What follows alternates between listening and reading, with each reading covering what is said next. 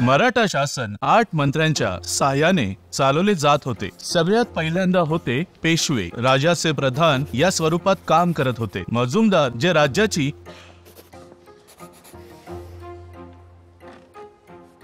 आपण आता ज्याच्या बाबत शिकत आहोत ते पण सुपर हिरोज पेक्षा कमी नाहीयेत।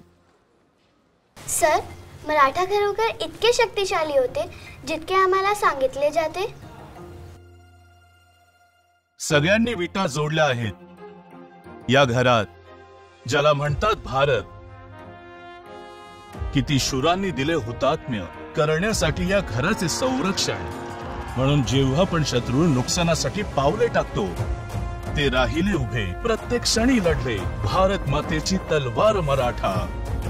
मुघलांच्या घुसपेटीने जेव्हा त्रस्त झाला देश हा सगळा, शिवाजींच्या तेव्हा शिवनादात उभारून आली स्वराज्याची घोषणा। पावनखिंड कोल्हापूर जिंकले, दख्खन आपल्या नावे केला आणि हळूहळू देशाला पूर्ण भगव्या रंगात रंगवला। ते छत्रपती महाराज मराठा, भारत मातेचे आव्हान मराठा। न्यायाचे शत्रू त्यांचे शत्रू, देशाचे शत्रू त्यांचे शत्रू, पर्वतासारखे उभे राहायचे पुढे असो मग कोणतीही अडचण।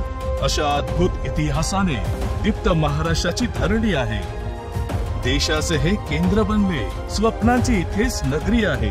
पराक्रमाने आपल्या जगभरात देशाचा गौरव मान वाढवला। तो विजय गीताचा राग मराठा, भारत मातेचा शृंगार मराठा।